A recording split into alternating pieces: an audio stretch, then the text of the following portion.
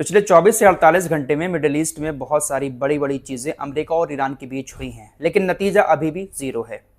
अभी भी अमेरिका अपनी बात पर अड़ा हुआ है और उधर ईरान भी अमेरिका की शर्त मानने को तैयार नहीं है। हमले की लगातार धमकियां दी जा रही हैं, ईरान की तरफ से हमले किए भी गए हैं। बहुत कुछ पिछले 24 से 48 घंटे में मिडिल ईस्ट के अंदर हमें देखने को मिल चुका है। अभी अभी कुछ और लेटेस्ट अपडेट आ रहे हैं। हो सकता है कि बहुत जल्द यूरोप के अंदर अमेरिका और ईरान की बैठक हो जाए। ईरान अपना यूरेनियम छोड़ने को तैयार है। वहीं दूसरी तरफ खबरें ऐसी हैं कि अमेरिकी राष्ट्रपति डोनाल्ड ट्रंप ईरान के अंदर ही रहकर ईरान के यूरेनियम की निगरानी कर सकते हैं। बहुत सारी खबरें हैं, सारी खबरों को डिटेल के साथ और बहुत कम समय में आपके सामने रखने की कोशिश करूंगा। अब आप लोगों का मुझसे एक सवाल होगा कि पिछले 24 से 48 घंटे में मिडिल ईस्ट के अंदर इतना सब कुछ हो गया, लेकिन आपने 2 दिन से वीडियो ही अपलोड नहीं की है। देखिए, मैंने पोस्ट करके आप लोगों को बता दिया था कि वीडियो क्यों नहीं आ रही है। मैं कोई बहाना नहीं कर रहा हूं। हमारे यहाँ पर अब तक का मेरी ज़िंदगी का सबसे भयानक तूफान आया। हमने अपनी ज़िंदगी में बहुत सारी आंधियाँ देखी हैं, तेज़ बारिश भी देखी है, लेकिन मेरी ज़िंदगी में अब तक इतना भयानक तूफान नहीं आया था जितना भयानक तूफान परसों रात आया है। तूफान इतना भयानक था कि सैकड़ों बिजली के खंभे उखड़ गए, सैकड़ों पेड़ उखड़ गए, पूरे शहर में बत्ती गुल हो गई। कभी भी ऐसा नहीं हुआ किसी भी आंधी तूफान में कि पूरे शहर की बत्ती गुल हो जाए। तकरीबन 30-35 घंटे पूरे शहर की बिजली गुल रही है। 90 किलोमीटर प्रति घंटे की रफ्तार से तूफान आया था। छत पर जो सोलर पैनल लगे हुए हैं लोगों के, वो उड़ गए, टीन शेड उड़ गए। चलिए, ये तो बहुत हल्की चीजें हैं। एसी के जो आउटडोर रखे हुए होते हैं छत पर, वो तक उड़ गए। मेरे खुद के एसी के आउटडोर जहां पर रखे हुए थे वहां पर नहीं मिले, तूफान के बाद काफी दूर छत पर पड़े हुए मिले। कुछ लोगों के ऊपर से नीचे गिर गए। एसी का आउटडोर कोई हल्का नहीं होता है, बहुत भारी होता है, लेकिन हवा से वो तक उड़ गया।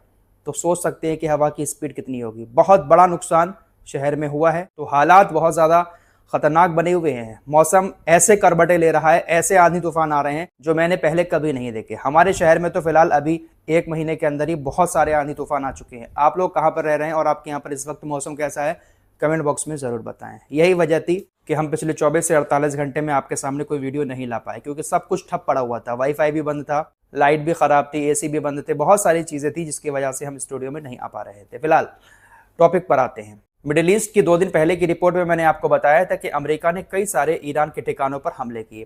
पलटकर जवाब दिया ईरान ने और अरबी देशों में अमेरिका के जो ठिकाने बने हुए हैं वहां पर हमले किए। इस पूरी जंग के दौरान ईरान ने शायद पहली बार इतनी मिसाइलें जॉर्डन के बेस पर मारी हों। ये वो बेस है जहां पर अमेरिका के लड़ाकू विमान खड़े हुए हैं। F-35, F-16 लड़ाकू विमान अमेरिका जॉर्डन के अंदर ही बेस पर रखता है। वहीं पर हमले किए और कई सारे लड़ाकू विमानों के हैंगर को नष्ट करने का दावा ईरान की तरफ से किया गया।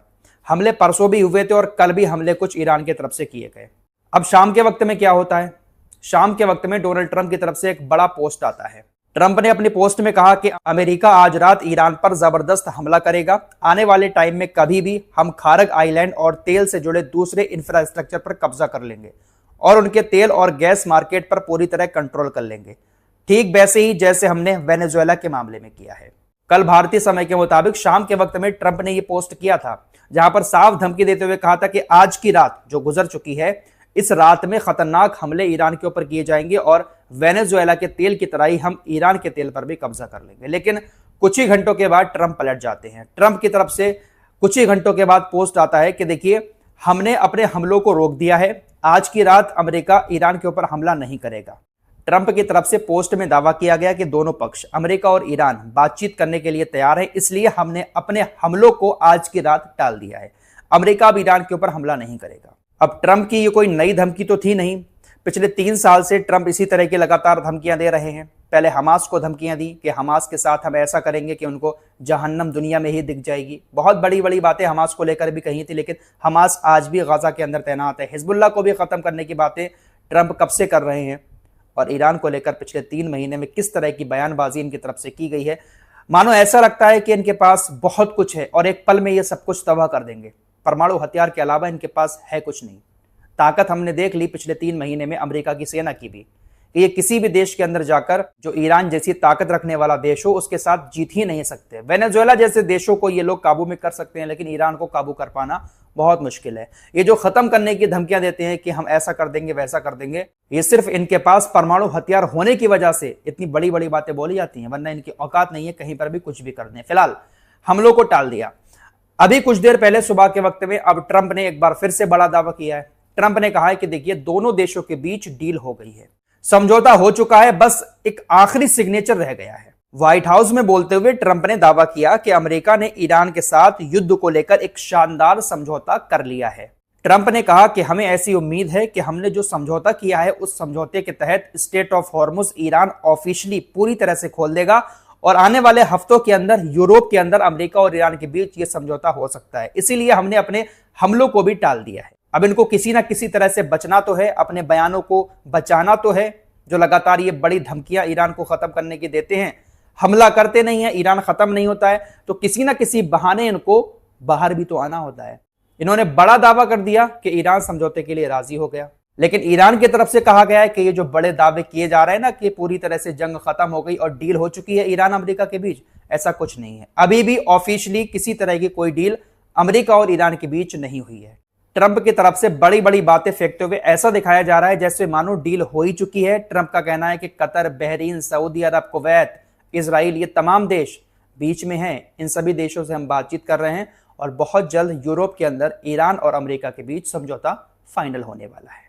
लेकिन ईरान कह रहा है कि अभी तक कुछ भी फाइनल नहीं हुआ है। अब इन्हीं सारी खबरों के बीच अमेरिकी अखबार एक्सियोस ने एक बड़ा दावा करते हुए यह कहा है कि डोनाल्ड ट्रंप इस डील को कामयाब बनाने के लिए ईरान को थोड़ी सी रियायत दे सकते हैं कि ईरान अपने यूरेनियम को अपने देश के अंदर ही रख सकता है। एक्सियोस ने कहा कि ट्रंप को ऐसा लगता है कि ईरान यूरेनियम की वजह से समझौता नहीं कर पा रहा है। ट्रंप ऐसा मन बना रहे हैं कि यूरेनियम को ईरान के अंदर ही रखा जाए, लेकिन यूनाइटेड नेशंस के इंस्पेक्टरों की निगरानी में रखा जाए।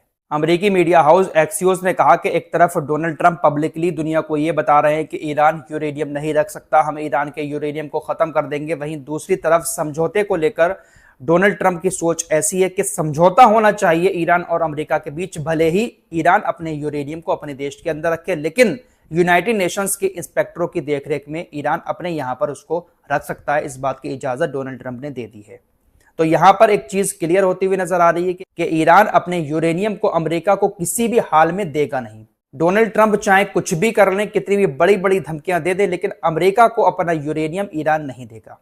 समझौता करके ईरान के अंदर ही निगरानी में अमेरिका भले ही रखवा दे, लेकिन अमेरिका ईरान का यूरेनियम नहीं ले जा सकता। फिलहाल डोनाल्ड ट्रंप ने व्हाइट हाउस के अंदर बैठकर जो बड़ी बातें बोली हैं कि अमेरिका और ईरान के बीच एक शानदार समझौता हो चुका है, उस समझौते को लेकर मीडिया ने जो चीजें दिखाई हैं उसमें यह बताया गया है कि समझौता होने के 30 दिन के अंदर अंदर अमेरिका अपनी नाकेबंदी को हटा देगा स्टेट ऑफ हॉर्मुज से, और स्टेट ऑफ हॉर्मुज को ईरान पूरी तरह से खोल देगा। और जो यूरेनियम वाला मामला है उस पर आने वाले 60 दिनों के अंदर बातचीत शुरू होगी। फिलहाल जंग बंद करने के लिए जो समझौता है वो स्टेट ऑफ हॉर्मुज पर है। बाकी रही बात ईरान के पैसे की, जो अमेरिका ने दूसरे देशों की बैंकों में फ्रीज कर रखा है, अभी तक उस पर डोनाल्ड ट्रंप की तरफ से कुछ नहीं कहा गया है। ऐसी चीजें सामने आ रही हैं, अमेरिका के अधिकारी जो वित्त मंत्री हैं वो कह रहा है कि अगर ईरान मिडिल ईस्ट में अरबी देशों को नुकसान पहुंचाता है, उनके इंफ्रास्ट्रक्चर को खत्म करने की कोशिश करता है, तो जो नुकसान अरबी देशों को होगा वो नुकसान ईरान के पैसे को निकालकर पूरा किया जाएगा। ईरान का जो पैसा फ्रीज किया हुआ है अमेरिका ने, उस पैसे को निकालकर अरबी देशों के इंफ्रास्ट्रक्चर को ठीक किया जाएगा। साथ ही साथ अमेरिका को जो नुकसान हो रहा है, अमेरिका भी उस नुकसान की भरपाई ईरान के पैसे से ही करेगा। यह खबर आपको बता चुका हूं, लेकिन वित्त मंत्री जो अमेरिका का है उसने एक बार फिर से यह बात बोली है। फिलहाल कुल मिलाकर बात यह है कि ट्रंप की तरफ से जितनी बातें बोली जा रही हैं, कभी हमला करने की बात होती है, कभी हमला बंद करने की बात होती है, और कभी कहते हैं कि समझौता हो गया। ये सारी की सारी मनगढ़ंत बातें हैं, कहीं ना कहीं पूरी तरह से ये हार से बौखला चुके हैं। ज्यादा बड़ी बड़ी बातें नहीं कर रहा है ईरान, सिर्फ इतना कर रहा है कि अगर ईरान को ये लोग छेड़ रहे हैं, ईरान पर हमला कर रहे हैं, तो ईरान पलट कर उसका जवाब दे रहा है। बाकी ईरान की तरफ से ना तो समझौते को लेकर लगातार बातें सोशल मीडिया पर बोली जा रही है कि हम समझौता कर रहे हैं, ये कर रहे हैं, वो कर रहे हैं, ना ही हमलों की बार बार धमकियां दी जा रही है। ईरान खामोशी के साथ बैठा हुआ है, अपने काम में लगा हुआ है, और अगर इनकी तरफ से कोई हमला किया जाता है ईरान की तरफ से पलटकर फौरन उसका जवाब दे दिया जाता है। यहां से एक बात दुनिया को समझ में आ चुकी है कि इस वक्त जो ज्यादा फड़फड़ा रहा है, दुनिया के सामने ज्यादा बड़ी बड़ी बातें फेंक रहा है, कहीं ना कहीं वही हारा हुआ इंसान है। ईरान शांति के साथ बैठा है, कुछ नहीं कर रहा है, ज्यादा स्टेटमेंट ईरान की तरफ से नहीं आ रहे हैं कि अमेरिका को खत्म कर देंगे, इजराइल को खत्म कर देंगे, कुछ नहीं कहा जा रहा है। लेकिन ये लोग लगातार उल्टी सीधी बातें, बड़बोली बातें इनकी तरफ से बोली जा रही हैं। फिलहाल अभी भी मामला जीरो पर ही अटका हुआ है। अमेरिका ईरान के बीच किसी तरह की कोई डील ऑफिशियली फाइनल नहीं हुई है, कोई समझौता पूरी तरह से फाइनल नहीं हुआ है, और ना ही ये जंग अभी पूरी तरह से खत्म हुई है। अमेरिका इजराइल छेड़ेंगे तो ईरान पलटवार जरूर करेगा। इस रिपोर्ट में इतना ही। कुछ और खबरों के साथ फिर हाजिर होऊंगा। अपना ख्याल रखिएगा और दुआ कीजिएगा। अल्लाह हाफिज।